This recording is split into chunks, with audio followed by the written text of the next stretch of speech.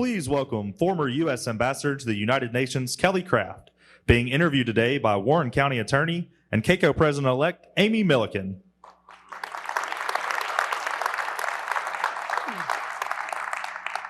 Well, first of all, good morning. We are absolutely thrilled to have you today, Ambassador Craft.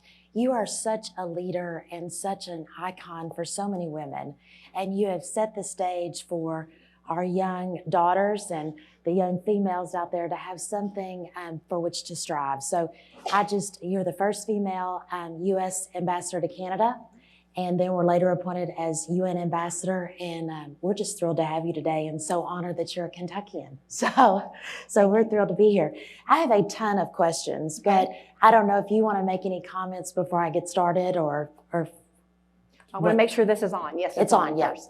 Yes. So, I really appreciate this opportunity to come speak to such a incredible crowd. It's nice to be able to speak to men about women. Yes. And the power of a woman. And, I was thinking about you this morning with your 3 daughters. Yes. And what other jobs did you have to accomplish before you came to your job that actually has the paycheck? Of course, they're back in Warren County, and so I had to make sure. I said, Chloe, don't forget the Bible. The Bible is underneath the, I give her all these instructions, and I'm like, 13-year-old. I said, do you have your cheerleading stuff so you can immediately leave cheerleading practice to come here?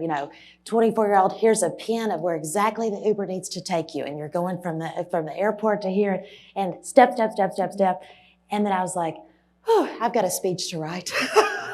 Absolutely. Yeah. And I have to say, I can only speak on behalf of my husband, and I am certain that there are plenty of you guys that really get it done and get a lot done that we would normally have that responsibility. Yes. But I can tell you about my husband that if I wasn't preparing dinner, then he probably would be living off of hot dogs at the UK football games. Yes.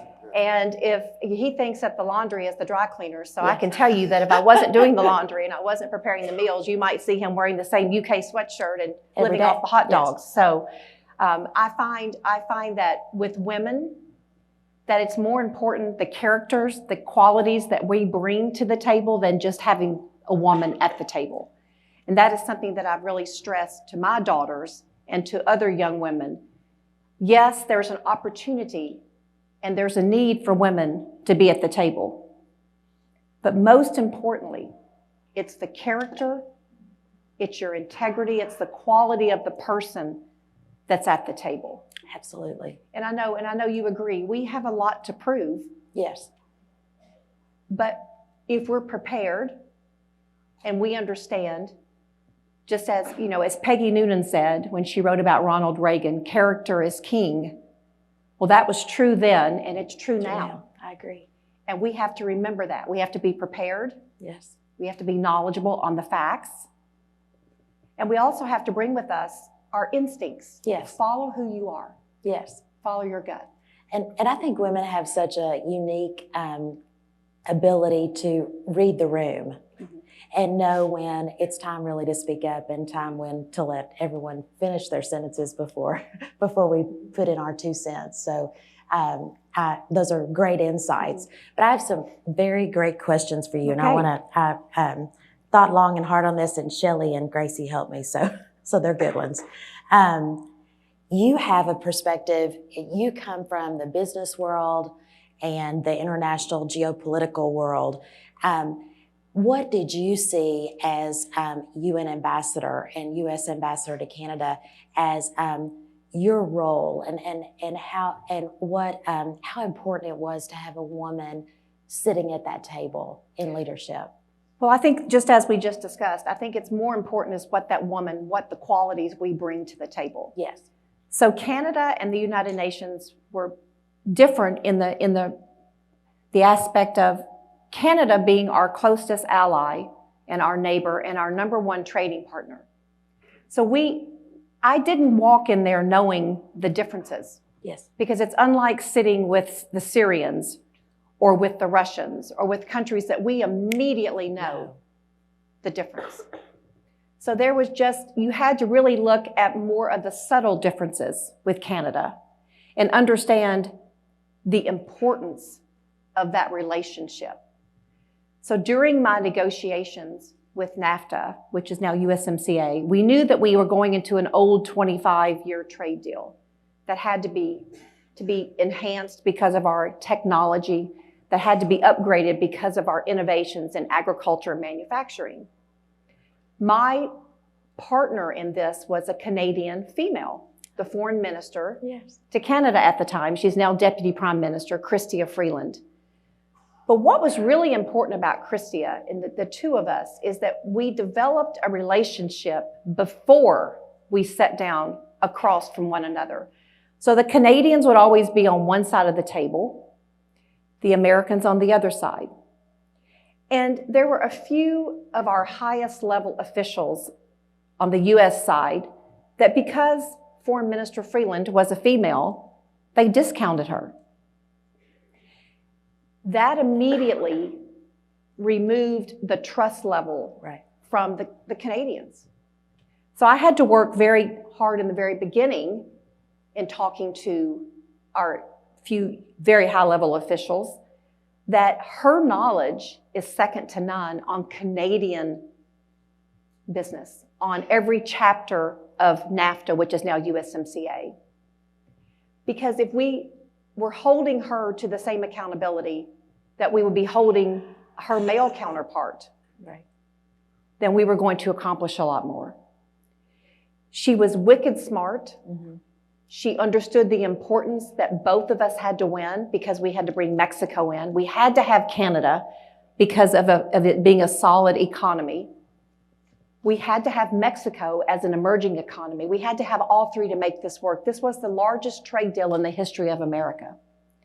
So I went in there understanding that not only did I have to call out their team when I saw the differences, but I had to stand firm and call out my own team, the people that I represented. And that's what's important because they were deemed as being, yes, on my side politically, but I had to say when they were wrong.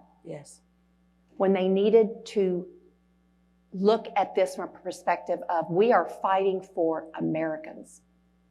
I happened to be most fighting for the 4.5 million Kentuckians. But you had to focus, this is not a Republican or this is not a Democrat negotiations. This is about the American worker. What leadership you had, and we're so appreciative.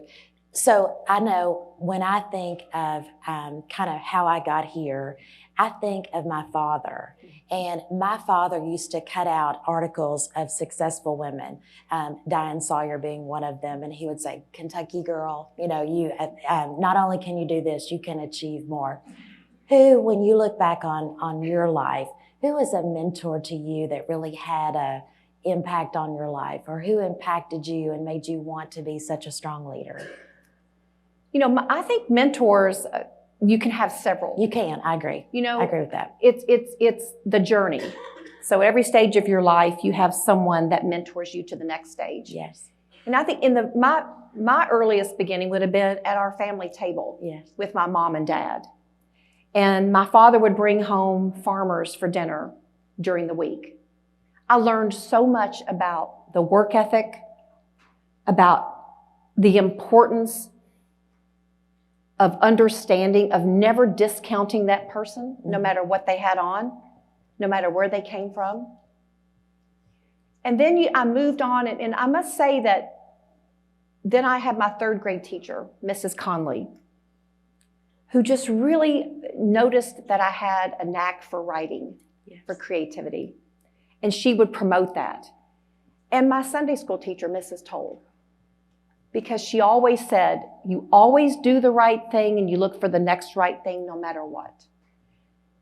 So if you think about that, those were teachers. Yes, that's exactly what I was thinking. What an impact these two teachers had in my life. Yes. My mom was a teacher, so I think back at what the impact she had on her home economics students. Yes. These two women had that on me. Yes. And you know, and as you continue in life, you develop mentors. But you have to look at your mentors and the people that you seek out. You don't want people that drive the car for you. You want people that are the snow plows, right? They're just plowing the snow so that you can get through the barriers a little bit easier because of what you've learned from your mentors before. And what I learned, basically, was to always think about God first, Yes. my moral compass, Yes. and to do the right thing. Yeah.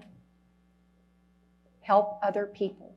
As women, Yes. we have an obligation to make certain that we mentors. Everyone in this room is here because someone trusted you, someone elected you. So we all need to be mentors for other people. Every one of us needs to be held accountable to be a mentor. I agree. I always tried to be a mentor specifically to my girls. I have 3 daughters, and I told you earlier, they grew up on the floor of the county attorney's office, and you kind of do what you have to do. And they would many times eat out of a paper bag, and they would be playing on the floor at my feet. And I just wanted to show them that job, that county was my passion. Mm-hmm. And so I really never felt like it was work, and I didn't want them to feel like that. And I wanted them to find something too that they loved, so that they would never have to work a day in their life. They would just live their passion. So I think that's also very important. Well, I'll just tell you one story. When I accepted the position as the U.S. ambassador to Canada, so we met with our granddaughters. At the time, we had 6 grandchildren. And the middle one, which happens to be my favorite, her name is Holland.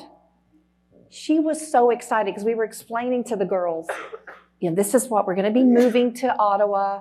It's very cold there. We were trying to tell them what I was going to be doing is in negotiating NAFTA, and we were, trying to break it down to their age level. And this child got so excited. Like she's very fair complected, so her face got really red, her neck was red, and she said, "Oh, KACo, I knew that you would always wear a crown." But that's because she thought of that as more of a princess. Yes. So I couldn't wait for her to come to Ottawa. She was quite disappointed that I didn't answer the residence door in a big gown. I will tell you that. But I took her to the office with me. And she saw this incredible team of people from all over the world. The State Department, our Foreign Service officers, our State Department workers were amazing. They were the ones who made me successful. But she also saw the responsibility and the hard work, and she couldn't understand why I didn't have time to play. Right, yeah. I wasn't going to come home with her for lunch because I was going to be staying and working. So it gave her a whole new perspective. Mm-hmm. So when I left Canada and went to the United Nations, she was the first one that couldn't wait to come and visit. And it gave her a different level to strive for. Mm-hmm. So now, since I've been sanctioned by China, she's now been researching China and figuring out all the different ways why she doesn't want to visit China. Yeah. So it's great to see, this child now grow up and understand the importance of women in working and not wearing the crown, but actually serving others. Yes. That's a great story. That's a great story. Well, I know that we only have a few minutes, but is there one, that may be the moment, but is there one moment that you can remember in in all of your service that you were just proud to be a woman on the international stage? There were many, but the one that stands out to me the most was sitting across the table negotiating the Abraham Accords, normalizing the relationships with Israel. And you had to be relentless. And I wasn't there representing Kelly Craft. I was there making certain that American interest, our national security, was safe, and that the rest of the world, the Middle East, because if you don't protect Israel, then you're allowing the Middle East, and the number one enemy that the Middle East, even though those countries don't see eye to eye with one another, I would often say, we all have one enemy in common, and that is Iran. So we have to normalize relationships with Israel. And how satisfying to see countries, Bahrain, UAE, South Sudan, countries that didn't see eye to eye, but they all understood the importance. And I knew by negotiating with the Abraham Accords that this was going to be something that was lasting for generations that I will never see. But so many of our previous administrations had tried and failed. But there were women at that table. And when women are negotiating peace agreements, they tend to last longer. So I was so proud to have that as part of my legacy, in knowing that the world will be a safer place because of the normalization with Israel. We're blessed to have you in that role for sure. I know probably many of you might have a question for Ambassador Kraft, and we would welcome those questions. And are we okay on time too? I don't want to. We're okay. We're good. We're good on time. Happy to Okay. take questions. Yeah. Any questions? Okay. Well, I can keep talking. So, so tell us just a little bit about your family. How many children? How many grandchildren? Will you just kind of personally introduce yourself to the crowd? I think this is a great time to do that. So, I grew up in Barron County. I was born in Lexington, but I grew up in Barron County, Kentucky, and my father was a veteran, a veterinarian, and a farmer. My mom was very lucky because she was an incredible mom, but also a home economics teacher and a history teacher. I didn't inherit any of her home economics skills except for cooking. She was a good cook. But all my girlfriends wore my mom's prom dresses because she made all of our prom dresses for prom. So she was a phenomenal teacher, and I learned so much by the relationships that she built, being a mentor to young girls. Yes. Joe and I have 6 children between us, and we have 12 grandchildren. So, we didn't see them a lot when we were in Canada and in New York. The ones from Oklahoma visited us in Canada, especially the one that thought I was going to answer the door in the ball gown, like Cinderella. And we're very active with our families. We're obviously very much into making certain that we lift Kentuckians up. Yes. I've done this kitchen table tour, and I think the most important part, if I had any message, it would be that every day Joe and I sit at our kitchen table, and the first thing we talk about is, what are we going to do today to better the lives of Kentuckians? And that kitchen table is so important. And as I've traveled across this state, I've realized we're missing God at the center of our family table. We have to take the seat that the government has had for far too long, that bureaucrat, remove that chair, because we've got to empower parents. I agree. If we empower parents, we're going to make certain that children are educated. Parents have choices.